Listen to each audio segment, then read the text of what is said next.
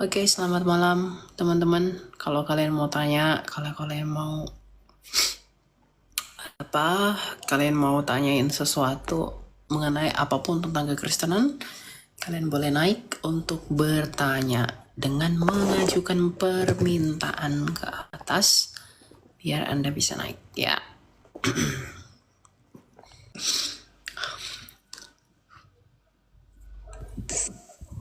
silakan Lai. Halo Kak, Silakan. Mau tanya, oh fotomu cewek tapi suaramu cowok. iya, saya mau nanya. Ya, Saya sebagai orang Kristen Protestan, tapi saya masih bingung dengan apakah Tuhan itu benar ada. kenapa kamu mempertanyakan Tuhan itu ada atau enggak? Apa yang melandasi kamu mempertanyakan itu? Karena saya merasa hidup saya ya begini-gini saja gitu. Maksudnya selalu berdoa, tapi tidak ada pernah dijawab. Ya. Tuhan itu menjawab semua doa, tapi tidak mengabulkan semua doa. Kamu Kak, tidak percaya Tuhan karena hidupmu begitu-begitu aja. Kamu udah ngaca nggak apa yang udah kamu lakuin? Kamu udah lihat nggak gimana hidupmu? Apa usahamu? Kamu doa. Kalau kamu turun tuh itu tidur aja, kamu mau dapat apa? oh seperti itu ya. Ya iya dong. Tuhan Yesus kan berkata, ketuklah, mintalah, dan carilah. Yesus nggak cuma bilang ketuklah dan minta, lalu duduk-duduklah. Oh, Ketuk, minta, dan cari. Barang siapa yang tidak bekerja, janganlah ia makan. Gitu. dan saya mau nanya satu lagi nih Kak. Hmm. Kalau orang Kristen itu kalau nggak dibaptis tetap masuk surga kah? Kalau dia nggak punya kesempatan dibaptis, Apakah masih bisa masuk surga?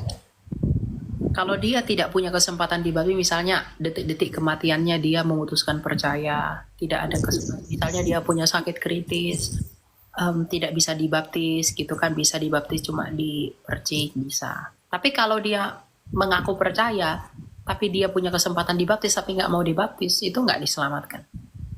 Oh, seperti itu. Iya, Oke, oke. Thank you, Kak. iya. Oke.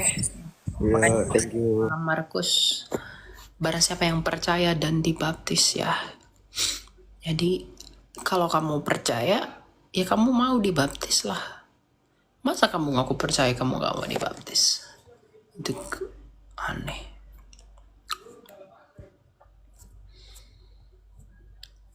Gitu ya kalian ya. Jangan lupa tap-tap layar ya teman-teman ya. Biar kuat room kita ini. Nanti ya silakan Rio. Shalom, Ya shalom silakan. Kak. Ini saya mau tanya Aku diterima, Dek. tentang Bentar. tentang Ya silakan. tentang tentang Basaro sama tentang persepuluhan. Ah, Yang pertama Basaro. Saya kan juga mengikuti Stephen Tong, pendeta Stephen Tong. Apakah benar itu Basaro itu harus ada yang mengartikan ya dan harus bertobat. gereja kemarin saya lihat Stephen Tong berkata kalau gereja karismatik kebanyakan menyesatkan atau gimana ya, saya lupa. Karena fokusnya tuh terhadap materi. Terus Ya, ya, terus yang kedua ini tentang persepuluhan, Kak. Saya mau tanya, ini pendapatku atau pandanganku sendiri tentang persepuluhan itu kita mengasihi saudara kita dulu.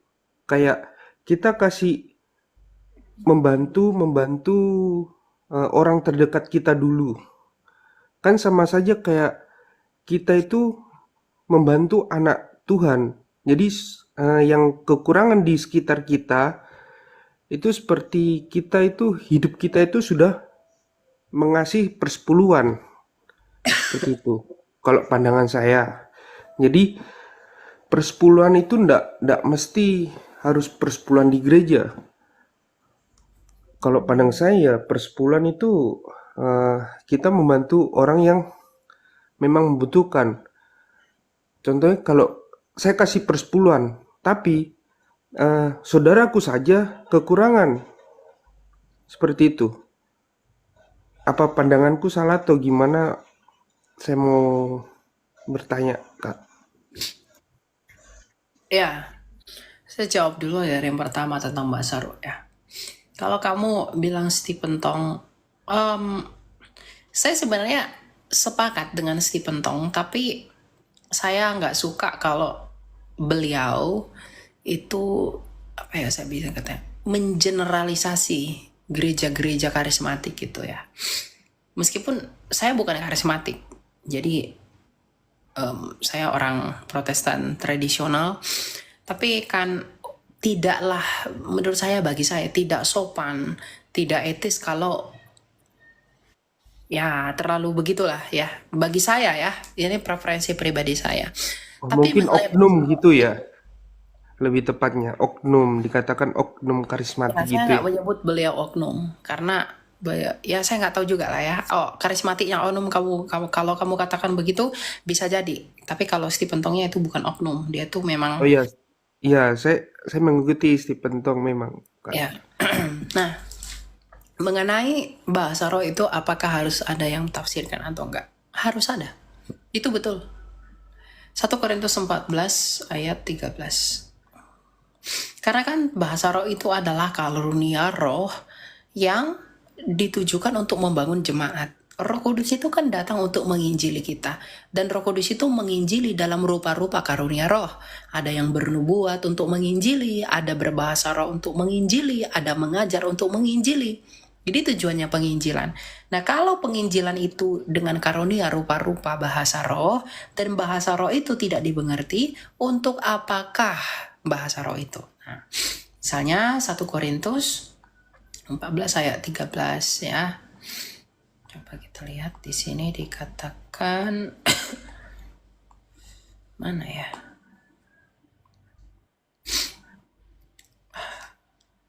Nih.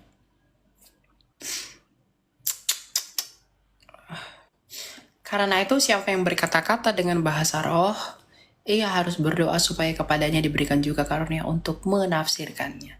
Jadi kalau digunakan dalam pertemuan jemaat, harus ada yang menafsirkannya agar jemaat itu dibangun atas bahasa roh yang dia ucapkan itu. Gitu loh. Jadi harus tertib, bergantian kalaupun ada. Oh, Nggak enggak boleh. sama-sama langsung gitu. Nggak boleh. Itu aturan kitab suci, kamu nggak boleh denial. Oh itu kan pengalaman pribadi apa segala macam. Ya pengalaman pribadimu nggak boleh melanggar ketentuan kitab suci. Ya pengalaman Oh, pribadimu iya. itu tidak bisa lebih tinggi daripada kitab suci. Kan 2 Timotius 3 ayat 16 kitab suci itu bermanfaat untuk mengajar, menyatakan kesalahan, mendidik kita di dalam kebenaran. Gitu. Ya. Nah, mengenai yang kedua, mengenai persepuluhan, misalnya kalau kamu katakan, saya lebih baik ngasih ke orang-orang yang membutuhkan di sekitar saya, nggak apa-apa. Kan dalam Matius 23 ayat 23, belas kasihan itu harus lebih dijunjung tinggi daripada hal-hal seremonial yang kamu lakukan. Untuk apa kamu ke gereja, tapi kamu melupakan saudaramu yang membutuhkan? Untuk apa kamu ke gereja, tapi kamu tidak peduli kepada saudaramu di sampingmu yang membutuhkan kamu? Ketika kamu memberi kepada Allah, kamu sedang memberi. Ketika kamu memberi kepada orang yang membutuhkan, kamu sedang memberi kepada Allah. Kamu beri persepuluhan kepada gereja. Silakan. Tapi kalau kamu berikan kepada orang lain yang tidak punya pakaian, yang tidak punya makanan, persepuluhan itu, kamu juga sedang memberikannya kepada Allah. Kamu memberikan kepada gereja, kamu memberikan kepada Allah, kamu memberikan kepada orang yang membutuhkan, kamu memberikannya kepada Allah. Makanya Tuhan Yesus berkata, sedikit air ini saja kamu berikan kepada orang ini, kamu sedang memberikannya kepadamu dan kamu tidak kehilangan upahmu.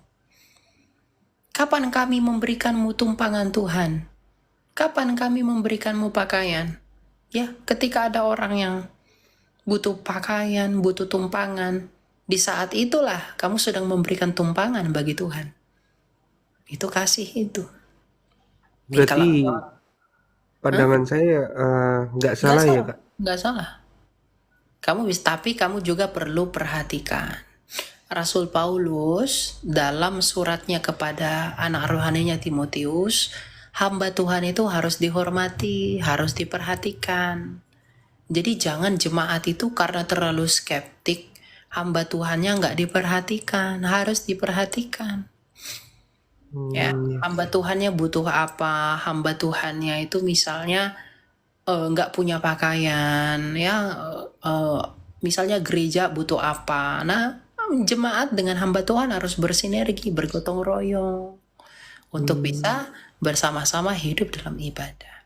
Bukan berarti ke gereja nggak perlu, ya. Tapi kalau ada saudaramu, ya kamu bisa bagilah. Ya, yang harus kamu kasih sama Tuhan, kamu berikan berapa ke gereja, kamu berikan berapa kepada saudaramu yang membutuhkan gitu loh. Kamu bisa tentuin itu, nggak ada nominal-nominal khusus untuk itu. Semuanya menurut prinsip 2 Korintus 9 ayat 7, kamu harus memberi menurut kerelaan hatimu, bukan dengan paksaan. Kak boleh nanya satu lagi nggak? Ya, silakan. Tentang,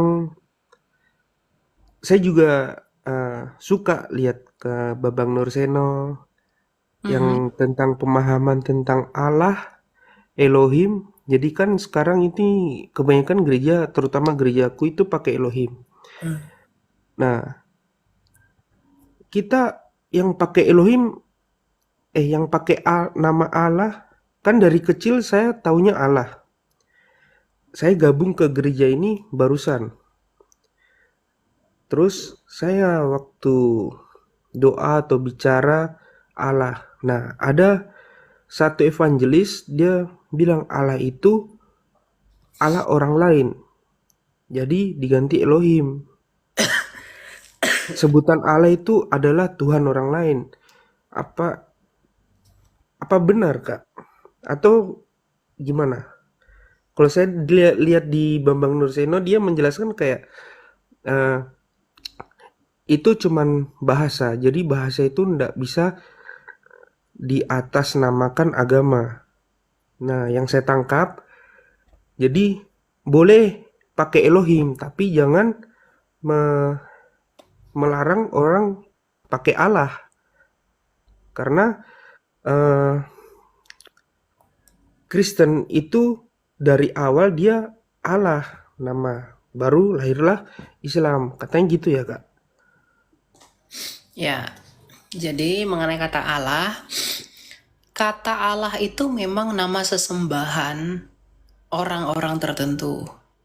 Ya, tapi kan kita nggak menganggap itu sebagai nama. Iya.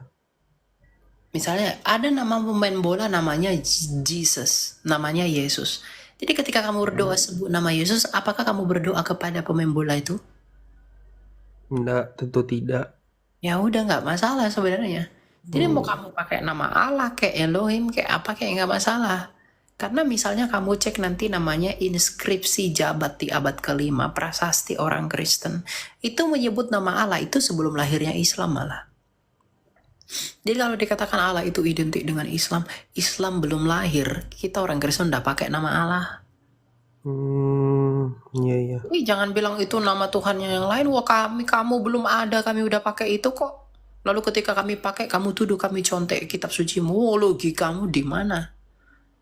Itu nggak omongan doang, itu ada prasastinya. Ya, saya lihat penjelasannya kemarin ada prasastinya. Iya, inskripsi di Arab namanya inskripsi Zabat namanya. Jadi kalau mereka klaim kalian tuh contek-contek kata Allah dari kitab kami, weh bangun weh, kamu tidur terlalu miring. Maka kami contek untuk apa kami contek kamu? Kamu aja belum lahir 200 tahun setelah prasasti itu ada baru kamu ada. Gitu ya. Jadi Iya, mau pakai Allah, mau pakai Elohim, mau pakai Eloah, mau pakai Elah, mau pakai Elah, bahasa itu apapun. hanyalah sebuah nama gitu ya Kak ya. Iya, Oh gitu. iya iya. Jadi nggak Makasih masalah. Kak.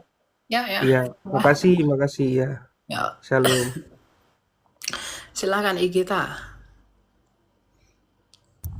Halo Kak Elia, selamat malam. Saya izin record, boleh Kak? Oh, boleh, silakan.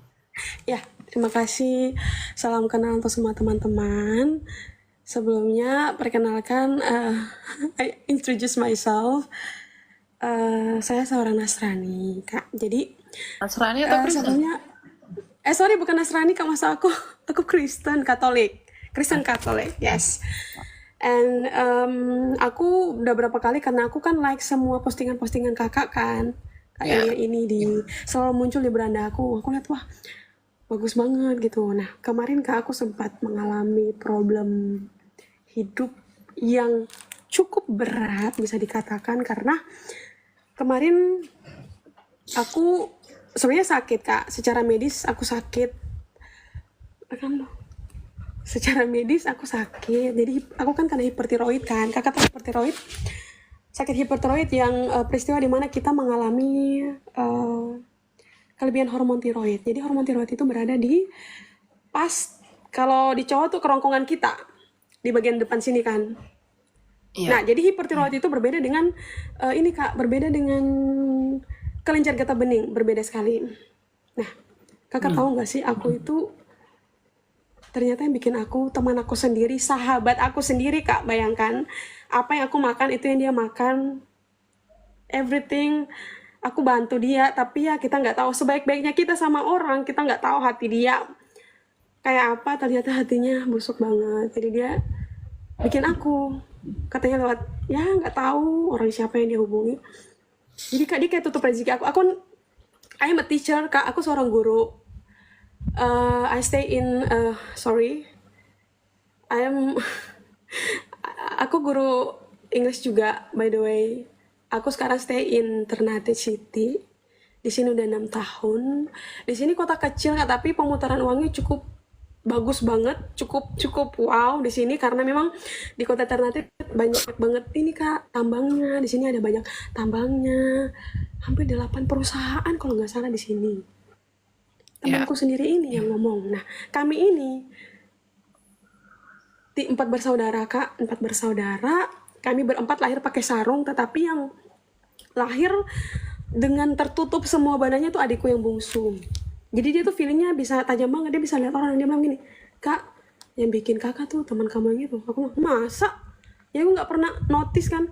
What? Really? Aku bilang kayak gitu. Oke, aku simpan nih.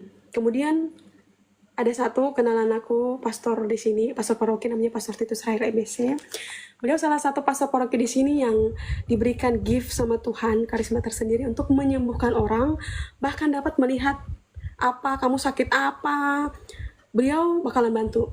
Nah, beliau sendiri bilang, katanya, kamu nih kalau nggak cepat, gini. Kak, kakak tahu, aku disiksa demi Tuhan. Sekarang aku injak, biasanya di sini bilang di Ternate ini biasanya mereka bilang bumi Kiraha, ya kan? Jadi ternyata marga kami Rahawarin itu berasal dari Ternate. Dan Maaf, kamu maksudnya sakit atau apa? Lagi sakit, ya terus? Kak, aku emang lagi sakit. Nah, jadi sakit itu Kak, kakak percaya nggak sih? Aku sempat meninggal, tapi aku hidup kembali. Biasa disebut sebagai mati suri kan? Terus? Nah, yang pengen aku tanyain tuh gini Kak. Bayangkan Kak, aku tanya kakak kalau nggak makan 1 minggu bisa? Hanya minum air, water, just water. Ya, ada yang bisa profesor saya puasa 40 hari cuma minum air. Ya, oke. Baik, itu karena kakak ada niatnya kan. Masalahnya ini aku nggak ada niat Kak. Jadi, oh my God. So sad because what? Jadi mau What ditanya adalah, happened? The point is, pertanyaan aku adalah, aku nggak tahu Kak apa aku ini, ya maaf, aku tahu teman-teman banyak pengen tanya juga. Jadi pertanyaan aku adalah Kak, aku bisa lihat masa depan Kak, really? I can see. Aku Kak, telinga aku ini seperti teropong di bawah dasar tanah. Bayangkan, contohnya aku di sini. Nama kompleksnya kan Contohnya lah, aku di kota Ternate, kakak sekarang di mana posisinya? Di Jawa. Jawa. Aku bisa dengar suara kakak. Bayangkan, aku makan sama adik aku yang bungsu. Aku bilang, what? Dek, ini siapa yang nyanyi? Aku masih ada tanggal 2 Mei hari pendidikan kan. Kak, aku dengar orang panggil suara aku, Kak, banyak banget. Karena aku disiksa nggak makan, Kak. Bayangkan, aku disiksa nggak makan, aku dipukul di dalam kamar. And I think aku dan mati kan. Aku nggak nyangka juga bahwa jiwaku begitu kuat. Mereka pukul Okay, aku dalam kamar bahkan. we have to be focused. I mean, w- apa yang you are going to ask me, so I can Iya, help you. yes. Pertanyaannya gini, Kak. Aku bisa, itu Kak, pertanyaanku, aku bisa lihat masa depan, Kak. I can Oh, see. Makanya Kak, aku mati suri kan. Yang aku bilang yang gift yang Tuhan kasih sama aku ini kan, aku bisa dengar suara hati orang tanpa kamu ngomong. Aku lewat depan kamu kan. Kamu pikir aku nggak tahu? Aku bisa lihat sekarang kamu sakit apa. Itu yang aku bahkan, what? Really? I can see everything. Aku mau. Awalnya aku nggak ngeh. Contoh, kakak satu, aku kan I like singing because ya keluarga kami semua musisi dan aku ikut lomba. Aku nomor undian 70. Kebetulan waktu 70 itu kan papaku anak ke-7 dari 13 bersaudara. Bertepatan dengan peringatan 2 tahun. Aku sengaja pilih lagu mahal ini ya gitu. Kakak satu ini, setelah aku tampil, dia tampil kan. Terus aku bilang gini, Kak, apa kabar? Kakaknya langsung, aku kasih tangan mau salam, kakaknya langsung peluk aku gitu. Peluk yang kayak, ini kakak ngapain peluk aku? Peluk kayak dekap gitu kan. Terus kakak tahu, gak lama, bangunan di atas dia nih, di atas ini kan, jatuh Kak, pas tempat dia duduk. Aku belum ngeh sebelumnya. Jadi pas dia peluk aku, langsung bangunan itu runtuh dari atas kena dia. Maksudnya memang itu kalau macam nggak cepat bakalan mati sih. Oke, jadi Kita gini semua aja. kaget. Kalau aku gini aja, masalah kamu lihat masa depan, terus hal-hal mistik dan Aduh, lain-lain. yes, ya, Kalau masalah itu, saya lebih ke begini. Kamu perlu tanya sama Tuhan. Kamu kalau apa, kamu iya. berdoa. Aku biasanya tanya, aku Ya, berdoa, kamu aku tanya. berdoa, kamu tanya ke pendeta kamu, biar kamu dilepaskan. Karena gini, kamu lihat masa depan kamu apa segala macam, mungkin itu bisa karunia dari Tuhan, tapi buahnya apa itu Yes, ya. iya, Jadi iya. kamu perlu Itu kan yang sementara aku lagi cari. menguji segala sesuatu. Jadi saran saya, kamu cari pendeta terdekat yang ada di sana. Nanti kamu dibimbing, kamu bakal dibantu untuk gimana solusi ke depannya, gitu ya. Oke, itu ya. Oke, Ya. masih ada? Boleh Kak? Boleh nggak? Kalau nggak boleh nggak apa-apa. Nanti aku langsung Ya, keluar aja. Terakhir singkat deh. aja ya. Ya, Mau I tanya know. langsung Sorry, ke pertanyaan aja. yes. Ya, kedua adalah Katolik ini kan Kak ada 2 ya, Ortodoks, Katolik Roma, ya nggak? Ya nggak? Ya Ya, nggak sih? Roma dan Eropa. Kebetulan aku basicnya pendidikan guru agama Katolik Kak. Aku ini jadi bedanya ada orang yang bilang, wah kenapa sih pastor dulu tuh bisa nikah? Kayaknya bukan yang Ortodoks atau apa ya? Kan ada Anglikan. Itu gimana tuh Kak?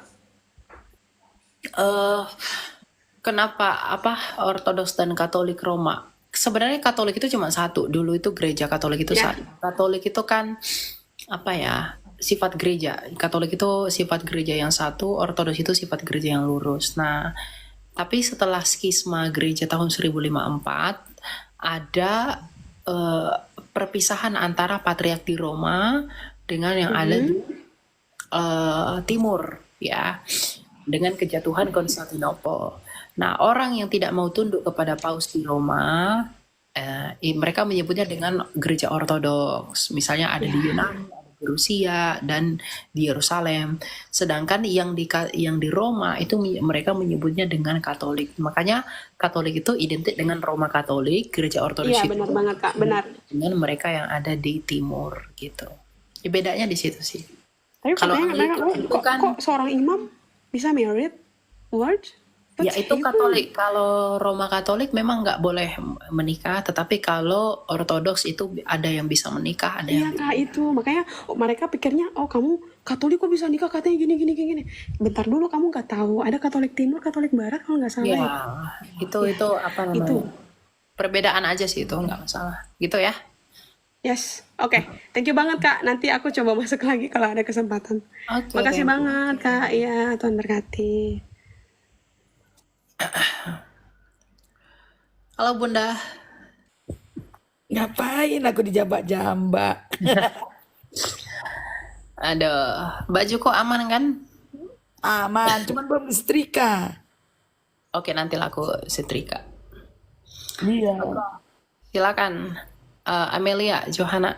Terus aku ngapain dijambak sini? Apa Nemenin. ikut aja. Jadi teman-teman, ini tuh bunda saya, itu bukan Mak Lina, jangan kau sama-samain ya. Tolong, jangan. Innalillah. Amin, amin. Bang Namanya bayi. Bunda Fadil, ya. Udah Fadil. Teman pelayanan saya, mentor juga, dan ya Bunda Umul ya. Kita pernah ketemu bareng sama yang di bawah nih, Bu Erni Kwang, ya. Gitu. Oh iya. Oh Bu Erni yang kita ketemu di itu. Makan. Iya. Iya. Selamat malam Ibu. Mak Lina. Enak aja. Enggak. Oke, ya silakan Terima Amelia. kasih. Halo Kak, Ya. aku mau nanya Lanjut aja. pendapat Kak, bukan pendapat, kebenarannya gimana sih Kak tentang gereja yang nggak merayakan Natal gitu? Gereja yang rayakan Natal. Just that sih. Ya bagi saya gitu, sebenarnya apa nggak masalah sih mereka nggak rayain Natal. Tapi argumentasi mereka nggak rayain Natal apa? Itu dulu. Jadi it depends on the argument that they use to against us yang memang merayakan Natal. Kita kan merayakan, misalnya ada gereja yang mereka nggak rayain Natal, tapi malah menyerang kita yang ngerayain Natal. Itu nggak boleh. Kenapa? Karena kamu nggak rayain Natal, it is not based on the true story. Kamu nggak rayain Natal itu karena apa? Kelahiran Kristus adalah fakta sejarah. Dan ketika kita merayakan kelahiran itu, kita menyebutnya dengan Natal. Kelahiran kamu itu adalah fakta. Dan kita berulang tahun adalah bagaimana kita nge-celebrate kelahiran kamu yang adalah fakta itu. Nah, jadi kalau mereka melarang kita merayakan Natal, sedangkan kita merayakan Natal oleh karena kita merayakan dia yang lahir secara nyata, berarti dia menyangkali kelahiran yang nyata itu. Gini Kak, yang aku pernah tanya dan jawabannya itu karena kalau misalnya kita perjamuan kudus kan Tuhan Yesus meminta kita untuk merayakannya. Tapi kalau seperti Natal, Paskah nggak ada specifically kalau Tuhan Yesus itu berbicara gitu di dalam Alkitab untuk merayakan Natal gitu. Itu sih yang mereka. Apakah Tuhan Yesus ada berbicara kamu boleh pakai HP TikTok? Tidak ada. Tapi apakah ada larangan? Nggak ada juga. Apakah ada ayat yang menganjurkan Natal? Nggak ada. Apakah ada ayat yang melarang Natal? Nggak ada. Jadi lakukan atau tidak lakukan nggak masalah. No problem. Jadi kalau mereka bilang, oh nggak ada anjuran khusus, ada nggak larangannya? That makes sense sih. Ya. Nggak, iya. Kan nggak ada larangan. Oke Kak. Masa selebrasi kelahiran Mesias dilarang sih? Aneh-aneh aja emang orang-orang. Oke deh Kak. Thank you so much. Oke, thank you. Ada tambahan Bunda? Masalah Natal dan tidak Natal. Ada tambahan. Sebenarnya sih bukan masalah merayakan tidak merayakan gitu ya. Makna kelahiran itu kan tetap ada. Mau kamu rayakan tidak kamu rayakan, Dia tetap lahir gitu ya? tetap lahir. Ya. Itu loh. Satu itu, kedua, gak cuman itu kan. Ada yang merayakan di 25 Desember. Kayak aku merayakan di 7 Januari. Gimana itu, salah nggak? Kan ada yang bertanya begitu. Nggak salah. Hitungan kalendernya yang berbeda. Misal, antara kalender Julian dengan Gregorian, hitungannya kan berbeda. Berbeda ya. Nah, yang jadi masalah adalah ketika kamu pakai kalender yang sama, tapi harinya beda. Itu yang, kalender sama, harinya beda. Ini yang patut dipertanyakan. Kalau kalendernya udah beda, harinya beda, itu wajar gitu loh. Yang jelas, kelahiran Yesus itu sudah dinubuatkan dan maknanya itu yang kita kita rayakan. Mau mereka percaya atau tidak itu urusan mereka. Gitu saja. Iya, betul ya. Jadi jangan larang-larang lah kita yang merayakan Natal. Kita merayakan Natal ini sukacita. Iya, mau dia nggak merayakan itu urusan dia, begitu. Betul. Batuk kamu. Nah, biasalah. So angin. Ais, dikit masuk angin. Ngapain angin suruh masuk dalam rumah? Aduh, ini Gak ada yang naik lagi. banyak ini mau naik. Cuma dia harus di ini dulu deh ke atas. Ada 70 orang yang mau naik. Oh tolong. Takut Iya. aku. Banyak Ada pun. ada 70. Makan, Ri. Halo Kak, suara aku kedengeran nggak ya? Ada. Silakan. Oke, sebelumnya semoga cepat sembuh ya Kak Elia. Kemarin sempat ya, nunggu thank you. live-nya juga. Ah, Eh, Pertanyaan saya sih dasar aja ya Kak. Pertanyaan saya sih mengenai tentang kehidupan yang baru gitu setelah dipanggil, ya setelah merasa dipanggil Tuhan. Em, Beberapa saat ini saya rasa bahwa setelah saya merasa dipanggil, iman saya tuh kayak sering tergoncang gitu sih Kak Elia. Apalagi sebagai anak muda yang ingin berubah. Nah, pertanyaan saya itu yang pertama ya Kak. Gimana sih Kak menjadi manusia yang baru gitu? Bagaimana sih? Apakah kita masih bisa nonton Netflix Kak? Apakah kita masih bisa untuk main game dan lain-lain? Atau semuanya itu terpaku dalam Alkitab atau berdoa dan lain-lain? Nah, itu sih yang menurut saya, memang menurut saya itu adalah sebuah keharusan. Tapi kan di sisi lain kayak masih ada bimbang gitu loh, Kak. Dan saya kira itu mungkin menjadi permasalahan kenapa banyak anak muda tuh yang kayak susah buat lepas dari dunianya gitu loh, Kak.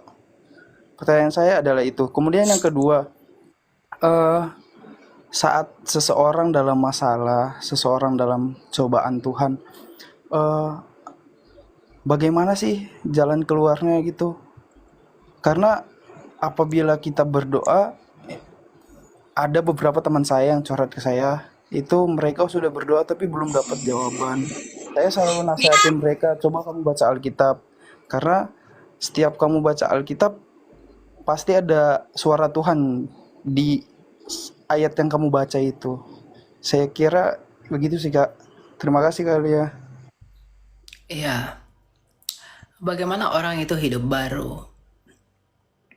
Apakah nggak bisa nonton Netflix? Apakah nggak bisa main game? Apakah nggak bisa main TikTok? Dan lain sebagainya. Simpelnya begini sih. Hidup baru itu adalah hidup yang hanya diperhamba oleh Kristus. Kita jangan diperhamba apapun selain daripada Kristus sendiri. Dalam 1 Korintus 6 ayat 12, Rasul Paulus berkata begini. Segala sesuatu halal bagiku, tetapi bukan semuanya berguna. Segala sesuatu halal bagiku, tetapi aku tidak membiarkan diriku diperhamba oleh suatu apapun. Jadi hidup baru itu, kamu bisa melakukan apapun, asalkan bukan dosa. Tuh Rasul Paulus berkata segala sesuatu halal bagiku. Ya, tetapi kamu jangan diperhamba oleh apapun selain daripada Tuhan. Dan itu akan kelihatan dari buah-buah hidup kita. Hidup baru itu tentang perubahan hati kita, tentang bagaimana pikiran kita bertolak yang tadinya pikiran-pikiran duniawi yang mencintai dosa. Sekarang kita bertolak dan berbalik kepada pikiran Kristus yang mencintai kekudusan. Melalui Netflix, melalui TikTok, melalui sosial media, melalui apapun yang kamu kerjakan, apapun yang kamu lakukan, kamu bisa melayani Allah. Kamu bisa melakukan pekerjaan-pekerjaan yang Allah mau dan kehendaki. Gitu loh. Kamu bisa berbuah lebat di sana. Makanya dalam Matius 7 ayat 16 Tuhan Yesus berkata, dari buahnya lah kamu dikenal. Jadi simpelnya itu sebenarnya bukan tentang Bisa nggak sih Kak aku begini, bukan masalah itu. Kamu mau diperhamba nggak? Kamu misalnya nonton Netflix, kamu Netflix mulu, nggak ingat Tuhan, nggak ingat orang tua, nggak ingat pekerjaan, nggak ingat waktu. Di mana kemuliaan Tuhan dalam tingkah hidupmu yang seperti itu? Jangan mau diperhamba. Orang yang hidup baru adalah orang-orang yang diperhamba hanya oleh karena Tuhan. Dia tidak akan menutup diri kepada kerendahan hati. Dia tidak akan menjauhkan diri daripada pertemuan ibadah. Dia tidak akan meninggikan diri atas pujian yang dia terima. Dia akan turut mengambil bagian di dalam pekerjaan-pekerjaan Allah yang memang dia terpanggil untuk itu. Gitu loh. Menjadi pelayan Tuhan itu nggak harus jadi seperti Bunda Fadila yang kemana-mana melayani, atau seperti saya yang di TikTok harus begini-begini. Enggak. Kamu melayani Tuhan dengan sikap hidup yang benar, dengan praktik hidup yang benar, mencintai perintah-perintah Tuhan dan merenungkannya. Kamu sedang melayani Tuhan melalui tubuhmu. Makanya dalam Roma 12 dikatakan persembahkanlah tubuhmu sebagai persembahan yang baik di hadapan Allah. Itu hidup baru itu. Karena Tuhan untuk tubuh dan tubuh untuk Tuhan. Gitu. Ya. Oke. Terima kasih Kak, terima kasih Bunda. Oke, ya. Ya, kita lanjut ya. Silakan Melanie. Ya, selamat malam Elia. Ya. Saya mau bertanya, ya kembali soal perpuluhan. Perpuluhan itu kan sebulan sekali dari hasil kita 10% ya. Nah, tapi sekarang tuh seperti pernah mendengar ada lagi persembahan sulung yang itu harus dipersembahkan setahun sekali di bulan Januari. Nah, itu semua bukan 10% tapi dari hasil kita semuanya katanya. Betulkah itu? Hanya itu. Ya, silakan Bunda. Buah sulung. Kayak mana itu buah sulung itu?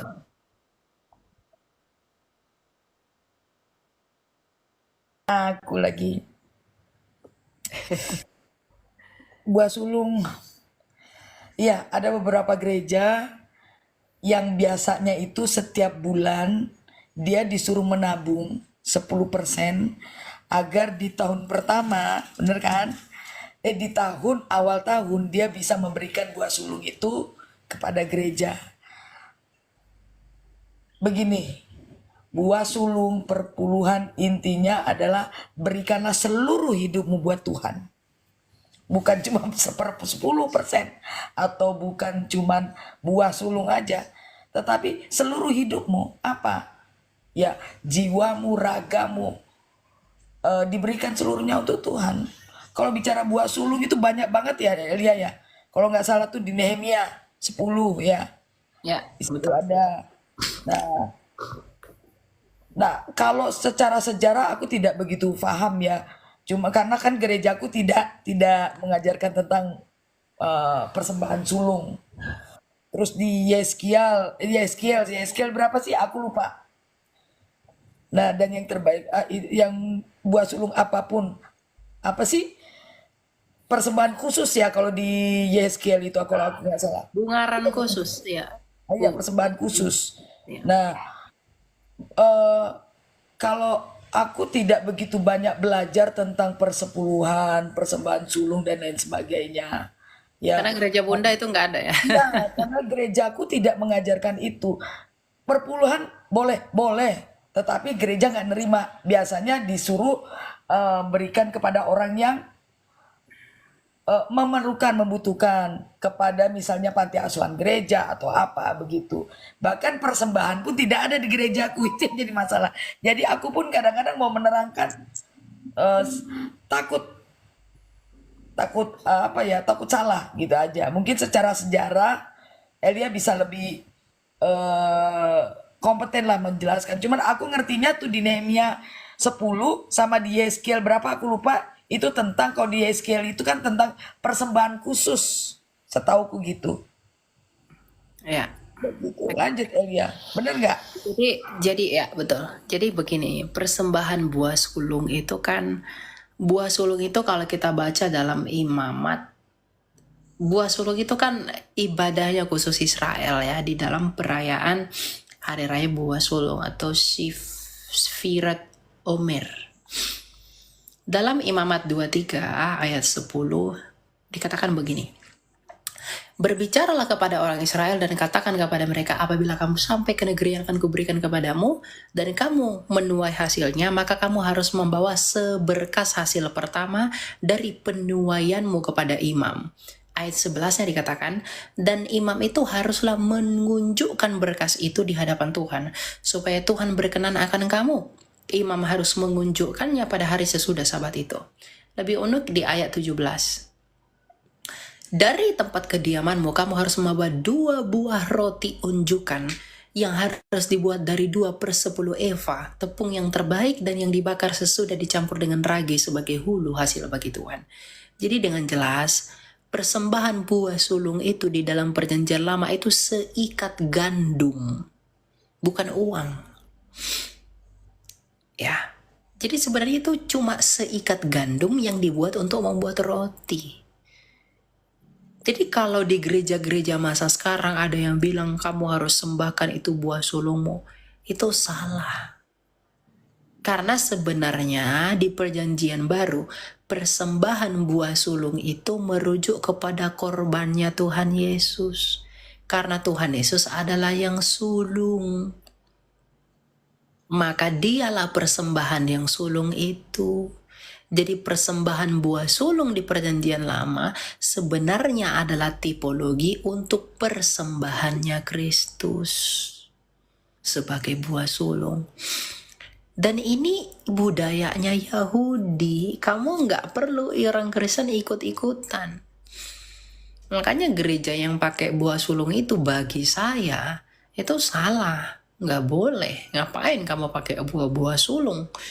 Buah sulung itu kan perayaan hari raya buah sulung, Sifrot Emor tadi. Apakah Omer, apakah kamu punya? Apakah orang Kristen ada hari raya sulung? Kan nggak ada.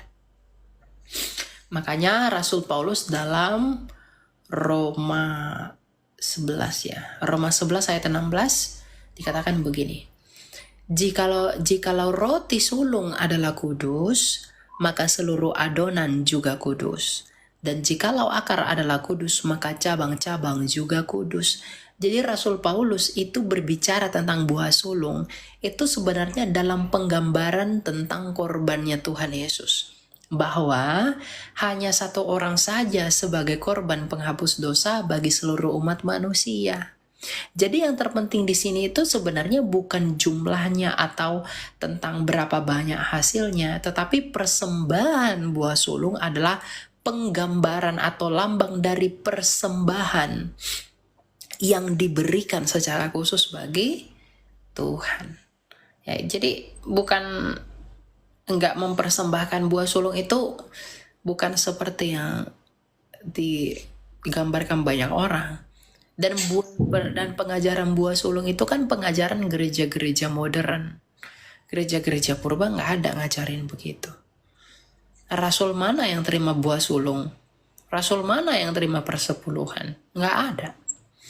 Persepuluhan oke lah, nggak apa-apa. Tadi Bunda udah bilang itu tentang apa? Bukan tentang jumlah, tapi tentang kerelaan hati. Ya nggak masalah. Tapi kalau buah sulung, gitu loh. Ya, jadi jangan apa ya saya katakan ya. Kadang ada motif-motif tertentu sih. Makna teologi buah sulung itu nggak ada di perjanjian baru. Saya pun heran ada gereja pakai buah sulung itu untuk apa sih itu? Tapi ada motif-motifnya lah, kita nggak tahu ya. Ya, Itu kalau saya. Elia. Ya benar. Bahkan ada loh, aku ngeliat beberapa gereja dan beberapa kali di gereja yang berbeda, ya, pada pemberkatan pernikahan mereka memberikan buah sulung loh. Nah itu gimana itu? Aku nggak ngerti itu, nggak paham juga itu aku. Iya. Perberkatan gereja harus kasih buah sulung ya. Itu pun sebenarnya tidak alkitabiah ya. Nggak ada. Kalau nggak kamu beri buah sulung, kamu tidak dinikahkan tuh. Tidak diberkati. Itu dia. Aku bingung kadang-kadang. Nada eh, aja. Misalnya ada beberapa hal semacam apa ya, aku bilang ya liturgi atau ritual lah kita bilangnya. Itu kan yang berbeda-beda antara gereja satu dengan yang lainnya. Cuman yang masalah perkara buah sulung dalam hal pemberkatan pernikahan tuh banyak gereja loh, soalnya ya aku lihat banyak Ya, gereja. harusnya itu nggak boleh itu ya. Nah itu dasar alkitabiahnya dari mana aku juga nggak ngerti. Ya, memang nggak ada dasarnya, pasti nggak ada. Itu kan cuma, ya kita nggak tahu juga ya Bun, apa ya. Mungkin itu cara gereja biar orang itu juga turut mengambil bagian di dalam peranan gereja. Ya, saya nggak masalah sebenarnya itu. Tapi Apakah ada sejarahnya ketika nggak ada, pemberkatan pernikahan memberikan buah sulung? nggak ada, nggak ada, nggak ada. Kalau Oke. misalnya nih kayak tadi kamu jelaskan kan, ya seperti aku bilang tentang buah sulung itu kan ada sejarahnya umat Yahudi ya kan. Tadi sudah kamu jelaskan. Nah masalahnya pada pemberkatan pernikahan orang memberikan buah sulung tuh apakah ada sejarah sebelumnya baik di perjanjian baru maupun di perjanjian lama gitu loh. Nggak ada, nggak ada. Itu Dasar cuma sejarahnya juga memang gak ada ya. nggak ada. Nah Nggak, itu dia. buah sulung tuh nggak ada. Tapi kalau mungkin kalian rela kasih buah sulung dan kalian merasa terberkati ya silakan. Saya nggak membatasi. Saya nggak bilang kamu nggak boleh kasih buah sulung, kamu nggak boleh kasih persepuluhan. Saya nggak bilang begitu loh ya. Tapi kan kebanyakan orang kita ini kalau nggak kasih buah sulung, kalau nggak kasih persepuluhan itu dihakimi, langsung dibilang wah Itu juga kamu. tidak diberkati hidupnya. Ya, ya, tapi ya semua kembalilah kepada diri sendiri. Prinsipnya itu nafas pemberian itu tetap 2 Korintus 9 ayat 7, hendaklah kamu memberi masing-masing menurut kerelaan hatimu, bukan dengan paksaan. Ya, gitu ya. Itu ya Melani ya. Ayo, makasih Kak, makasih Bunda. Oke, ya, ya, Tuhan berkati. Silakan Eitrid. Halo, Estrid, buka mikrofon, sister. Halo? Halo, Ya, silakan. Ada yang mau tanyakan? ya shalom Kak, selamat malam. Ya. Makasih. Ini Kak, saya mau tanya tentang perkawinan Kristen. Mhm. Kita kan orang Kristen itu menikah itu kan hanya untuk sekali ya, artinya Allah tidak berkenan untuk adanya perceraian, pemberkatan sekali. Nah, ada di mana ayat Alkitab yang di situ yang saya baca di mana ketika istri atau suami meninggalkan istrinya atau istri meninggalkan suami dan mereka melakukan perceraian dan mereka akan menikah lagi atau mengadakan perkawinan lain lagi itu mereka akan tetap berzina. Nah, yang menjadi pertanyaan saya ketika mereka menikah lagi ya, yang kebanyakan terjadi saat ini atau yang terjadi pada umat Kristen yang ada di yang setahu saya yang di Indonesia entah di mana saja tapi yang saya lihat sih yang di Indonesia ya mereka menikah pemberkatan 2 kali gitu loh, dari yang pertama terus yang kedua setelah cerai terus menikah lagi terus pemberkatan lagi. Nah, sementara Alkitab itu tidak membenarkan hal itu begitu. Nah, kenapa sudah tahu itu tidak boleh dilakukan, kenapa gereja-gereja itu masih menerima untuk pemberkatan kedua gitu atau masih melayani seperti itu? Karena kan pada prinsipnya kalau kita sebagai orang Kristen atau gereja sendiri itu mereka itu harusnya landasan atau dasarnya itu dari Alkitab itu sendiri. Nah, itu bagaimana? Nah, ketika sudah melakukan pemberkatan itu menikah dan mereka tahu itu salah, nah mereka minta ampun. Akhirnya kan kalau sudah tahu salah tuh kita minta ampun tuh, minta maaf dan tidak akan mengulangi lagi. Nah, itu gimana itu Kak menurut pandangan Kakak gitu loh. Solusinya seperti apa? Apakah pemberkatan itu dianggap sah ataukah seperti apa begitu? Atau mereka harus bercerai begitu, harus pisah, tidak perlu lagi diteruskan apa yang salah seperti itu. Ya, kalau ada orang sudah menikah, sudah bercerai, kemudian menikah lagi, lalu bercerai lagi, lalu menikah lagi, bagaimana dengan itu? Apakah itu dipandang sebagai perzinahan? Memang Rasul Paulus itu pernah, aduh saya lu ayatnya, ini macet banget tab saya mau cari ayatnya tadi.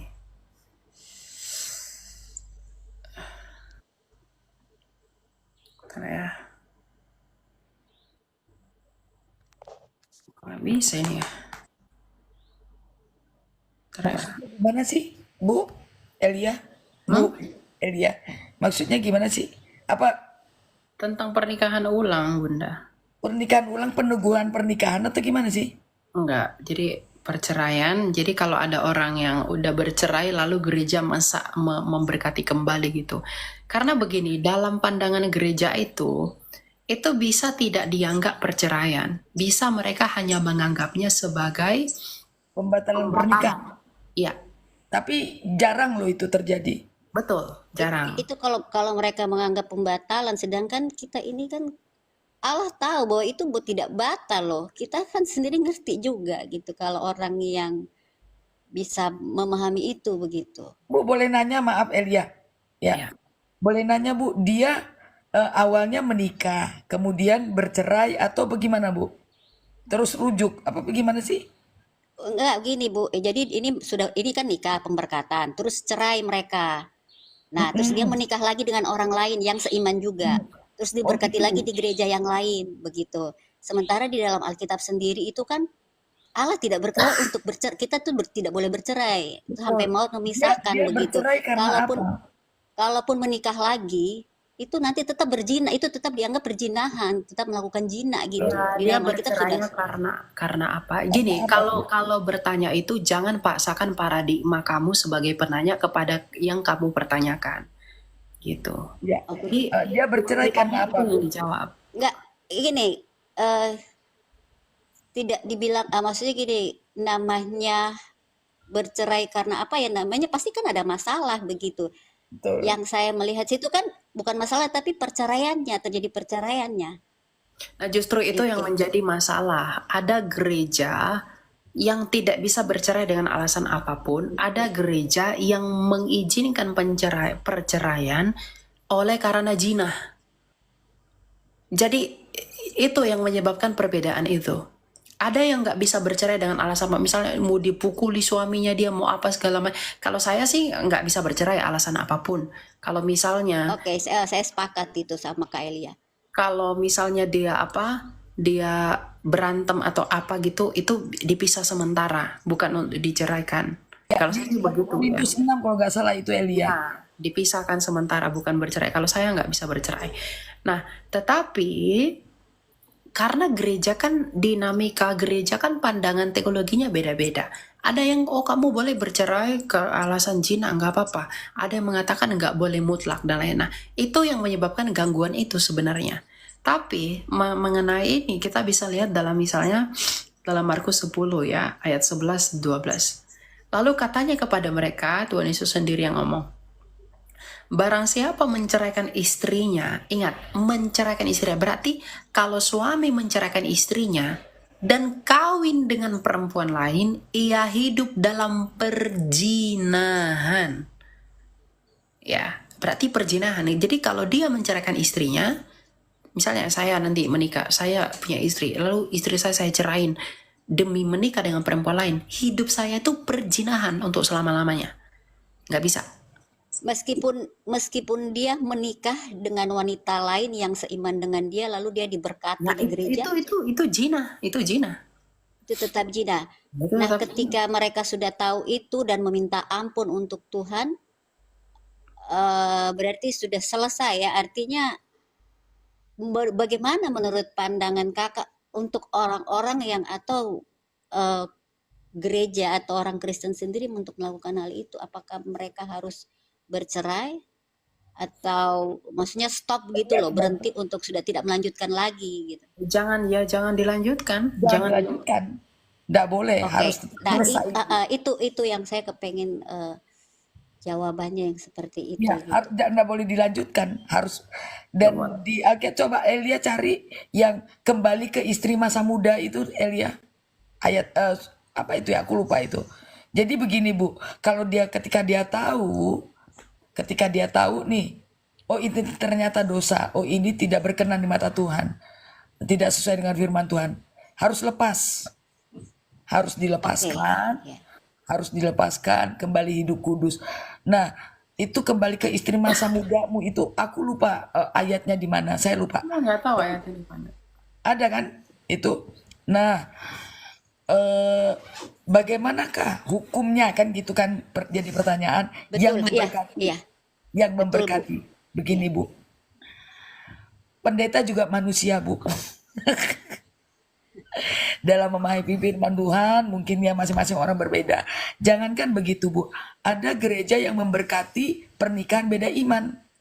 Itu di depan mata kepala saya sendiri. Saya pernah datang, pernah melayani di situ. Ya, padahal Alkitab mengatakan bahwa terang dan gelap tidak mungkin bisa bersatu. Jadi satu. Ya, itu juga nggak bisa, itu salah itu. Nah, bagaimana? Apakah firman Tuhan yang mereka pakai untuk pernikahan beda iman atas dasar apa? Atas dasar kasih. Nah, padahal firman Tuhan jelas, teguran yang nyata-nyata lebih baik daripada kasih yang tersembunyi. Satu, makna kasih itu tidak ada, bukannya makna kasih, bukannya kita menafikan firman Tuhan. Firman Tuhan itu harus kita junjung tinggi di atas segalanya. Jangan karena kata kasih lalu kita mengenyampingkan firman Tuhan yang lain, lalu kita menganggap segala sesuatu itu kita lakukan karena mengasihi. Sama dengan kejadian yang Ibu bilang tadi. Bagaimanakah pendeta atau gereja yang melakukan itu? Saya tidak bisa menghakimi, dia berdosa, bukan. Tetapi saya bisa bilang dia tidak melakukan firman Tuhan. Benar Elia? Iya. Nah, dia tidak melakukan firman Tuhan. Bagaimana seperti ini ya? Itu urusan dia dengan Tuhan nantinya Bu. Pertanggungjawaban dia dengan Tuhan. Begitu Bu. Jadi kalau ada gereja yang memberkati dan segala macam ya, kan kita lihat kejadian beberapa. Banyak tokoh-tokoh masyarakat yang melakukan hal demikian, kemudian diberkati oleh pendeta dan menikah di gereja. Itu mungkin ada yang saya pernah bertanya dengan alasan daripada dia berzina. Padahal ketika dia menikah dengan perempuan yang lain yang bukan istrinya, dia sudah berzina. Artinya ini melegalkan sebuah perzinahan yang terus menerus. Itu loh. Jadi kalau saya bilang ketika dia sadar udah putus, selesai. Dan kembali ke pasangan masing-masing. Begitu Ibu. Ya, Rasul Paulus kan udah pernah nasihati. Jadi sebenarnya gini, ketika ada laki-laki itu menceraikan perempuan, lalu dia menikah lagi dengan perempuan lain, dia itu hidup dalam perzinahan. Dia tetap berzina. Dan ketika dia diberikan firman Tuhan dan kemerdekaan itu, dan firman Tuhan itu membuat dia sadar, pilihan dia hanya dua, stop, hidup sendiri, atau berdamai dengan istrinya yang pertama. Nggak boleh lanjutkan pernikahan itu. Karena dalam 1 Korintus 7 ayat 10 dikatakan begini, 11 ya. Dan jikalau ia bercerai, ia harus tetap hidup tanpa suami atau berdamai dengan suaminya. Dan seorang suami tidak boleh menceraikan istrinya. Jadi, lihat, kalau ada istri menceraikan suaminya, istrinya yang menceraikan suaminya, lalu istrinya menikah lagi dengan pria lain, dia itu berzina. Ya. Dan kalau dia sudah dengar kebenaran dan kebenaran itu memerdekakan dia, ya dia harus kembali dan memilih untuk hidup sendiri. Memilih untuk hidup sendiri dan atau berdamai dengan suaminya. Tapi kalau udah terlanjur sama-sama menikah, bagaimana, Elia? Tapi mereka tetap putuskan untuk hidup bersama dengan orang tuanya, dengan istri dan suami mereka masing-masing.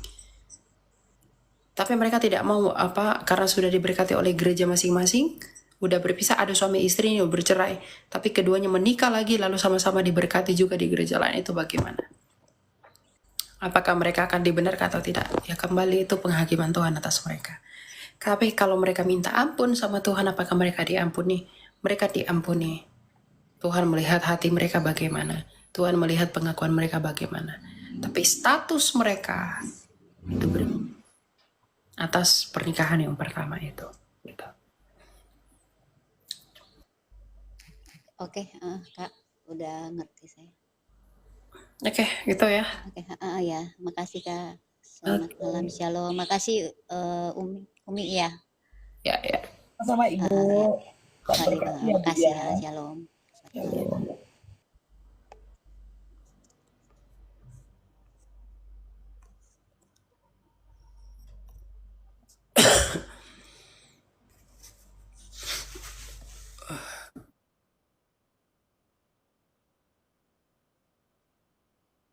Udah tadi, cuma ya gitulah Bun.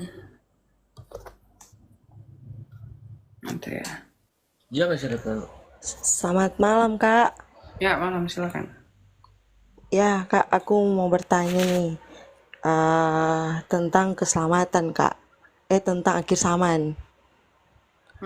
Lalu? Nah, pemahaman Kak Elia itu tentang akhir zaman tuh bagaimana? Apakah akhir zaman itu terjadi saat ini yang sedang kita alami atau yang akan datang? Akhir zaman tuh beda dengan zaman akhir. Kita hidup di zaman akhir. Bukan di akhir zaman. Akhir Nah, zaman nanti kedatangan Yesus yang kedua kali. nah iya Kak, maksud saya tuh tentang kedatangan Yesus untuk kedua kalinya. Yang mau Apakah kedatangan Yesus untuk kedua kalinya terjadi pada saat ini? Sudah mulai nampakkah kedatangan Tuhan, tanda-tanda Tuhan, atau nanti akan datang? Oh, sudah ada sejak zaman Tuhan Yesus sampai sekarang tanda-tanda itu tetap berlangsung. Berarti 6 meterai Allah, 7 sangkakala, dan 7 cawan Allah itu beneran ada Kak? Benar Yang sesuai dengan di Wahyu, di Dan kitab itu Wahyu terjadi tertulis. dan itu terjadinya bertahap. Nggak sekaligus Nah, semua.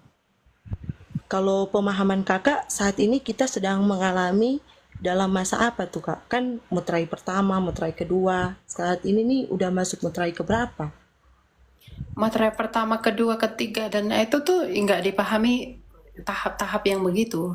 Jadi sekarang kita itu peristiwa yang bukan sekaligus terjadi dalam satu zaman, tetapi dia berurutan. Sama seperti misalnya penunggang kuda, kita di mana? Semua itu udah terjadi. Yang kuning kayak yang putih kayak yang apa. Cuma tahapannya itu tingkat ekstrimnya itu berbeda-beda. Kalau dulunya penganiayaan, penumpahan darah masih kecil, oh nanti semakin akhir zaman semakin tinggi. Meterai itu pun begitu. Jadi bukan enggak dipahami. Oh kita sudah di tahap ini, enggak ada yang tahu tentang tahap-tahap. Kalau kita tahu tahap-tahap itu, maka ucapan Tuhan Yesus tidak ada seorang pun yang tahu itu jadi salah. Gitu. Jadi nggak ada yang tahu kita di tahap apa itu. Gitu ya Kak. Nah, kalau pertanyaan saya yang kedua nih dari suami saya yang sering bertanya kepada saya kan Kak. Nah, tentang penyaliban Yesus. Nah, Yesus tuh kan disalib dengan adanya ini siapa nih? Herodes Pilatus kan Kak, tentara Romawi, mereka kan yang menyalib Tuhan Yesus. Nah, ketika mereka menyalibkan Tuhan Yesus, kenapa Tuhan memilih mereka yang harus menyalibkan Tuhan? Begitu, kenapa Tuhan seperti sutradara yang sudah mengatur skenario-nya Kak? Begitu, terus mereka kan mengalami berakhir dengan meninggal dengan hal-hal yang tidak wajar, sama seperti Yudas. Nah dia kan tadi kakak bilang dia gantung diri lah ini. Sedangkan dia itu kan muridnya Tuhan. Terus kenapa harus Yudas yang kenapa Tuhan mengatur sedemikian rupa gitu loh Kak? Bukan Tuhan yang seakan-akan sudah teratur gitu. Sutradara menghukum para pemainnya itu loh Kak. Maksudnya Tuhan Yesus menghukum si Yudas. si Pilatus begitu loh, Herodes. Sedangkan Tuhan itu yang menjalankan skenario itu. Tuhan sendiri yang disalibkan, Tuhan sendiri yang atur semuanya. Kan tadi saya sudah katakan, Tuhan itu tahu, tapi bukan dia yang menetapkan itu. Yudas mengkhianati Yesus, itu bukan Tuhan yang mengatur Yudas untuk mengkhianati Yesus, paham nggak? Bukan Ya. Tuhan yang buat Yudas itu mengkhianati Yesus, itu bukan. Bukan Tuhan yang memaksa orang Roma untuk menyalibkan Yesus, nggak ada itu. Mereka menyalibkan Yesus karena keinginan mereka sendiri. Yudas mengkhianati Yesus karena keinginannya sendiri. Nggak ada penetapan Tuhan itu meniadakan free will manusia, itu nggak ada. Jadi nggak ada Tuhan itu memaksa si Yudas untuk mengkhianati Yesus. Atau Tuhan itu sengaja memilih Roma untuk menyalibkan Yesus, itu nggak ada itu. Karena memang Mesias itu lahirnya di waktu itu untuk menggenapi nubuatan apa yang Tuhan lihat setelah genap waktunya, maka hal itu terjadi. Jadi bukan Tuhan yang pilih-pilih itu, bukan. Mereka menyalibkan Yesus karena keinginan mereka sendiri, kedengkian mereka kepada Kristus. Yudas mengkhianati Yesus tuh karena keinginannya yang kotor. Gak ada karena Tuhan paksa Yudas, paksa Roma tuh gak ada itu. Makanya Tapi mereka kan itu, dihukum. tapi kan Kak itu sudah dinubuatkan Tuhan bahwa Tuhan akan mengasihi. Nubuatan itu bukan pemaksaan, nubuatan itu pengetahuan Tuhan. Itu harus dibedakan. Nubuatan itu adalah pengetahuan Tuhan, bukan penetapan Tuhan. Tuhan tahu apa yang akan terjadi, tapi bukan dia yang menjadi penyebab apa yang dia tahu itu. Dia mengizinkan, bukan menetapkan. Tapi kan Kak kalau nggak begitu berarti dia nggak akan tergenapi dong janjinya Tuhan Ya Tuhan berjanji tentang penyalipan itu untuk menebus dosa umat manusia. betul, tetapi kan bukan Tuhan yang memaksa mereka menyalibkan Yesus, kan bukan Tuhan. Justru di dalam kesalahan manusia itulah Tuhan berkarya. Di dalam kedengkian manusia itulah Tuhan berkarya. Jadi karena mereka menyalibkan dia yang tidak berdosa itu, oleh karena keinginan mereka sendiri, maka di dalam korban penyalipan itulah dia mengampuni manusia. Gitu. Jadi nggak pernah dipandang begitu. Oh, jadi itu semua ya oke Kak, paham. Ya itu keinginan manusia. Itu manusia, mereka yang mau menyalibkan Tuhan. Makanya kan janji Tuhan kepada Abraham itu adalah kepada Adam itu, keturunan perempuan ini akan meremukkan kepalamu dan engkau akan meremukkan tumitnya. Engkau itu kepada iblis, engkau akan meremukkan tumitnya. Nah, Tuhan iblis ini menggunakan manusia untuk menyakiti Yesus dengan menyalibkannya.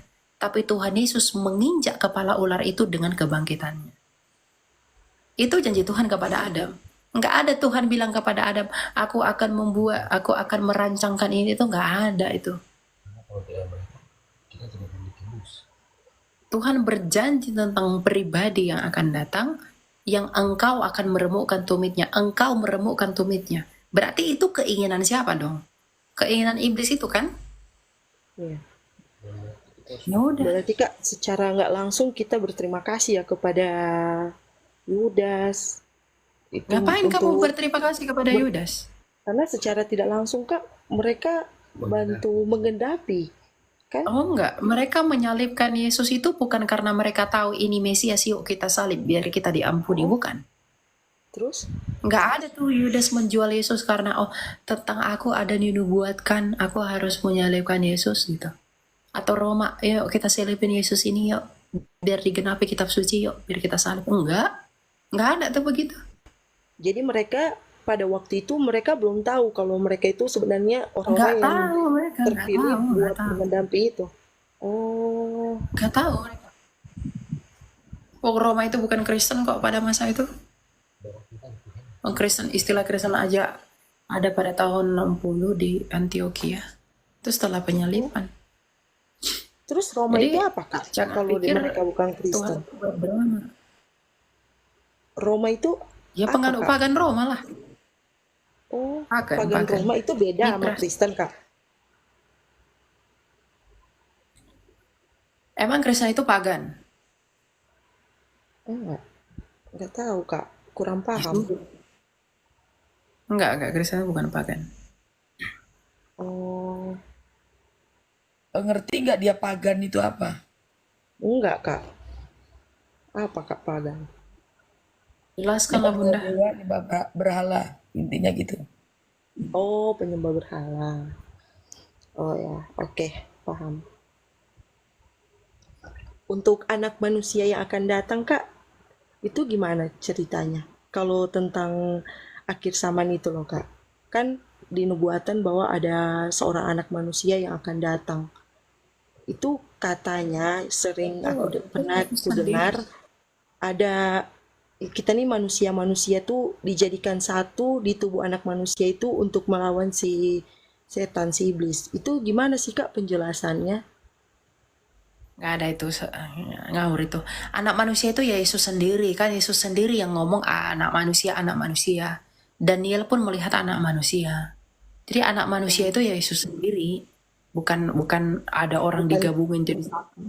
iya bukan. Oh, oke Kak. Terima kasih. Nanti lagi ya kita gabung Kak. Oke, kita tutup ya Bunda. Kamu sampein apa terakhir? Gue udah capek. Ya, Makan. aku juga ngantuk. Tadi tempatnya CPI. Ngantuk aku. Udah tutup aja Makan ya. Bunda. Ada yang mau ditutup, mau disampaikan? Udah. Oke. Tidur kita. Jadi gitu ya teman-teman ya. Thank you buat malam ini. Tuhan selalu memberkati Anda semua. Apa yang kami sampaikan kiranya bisa membantu teman-teman untuk paham lebih dalam ya. Sampai ketemu di pertemuan berikutnya. God bless you. Bye. Plus itu.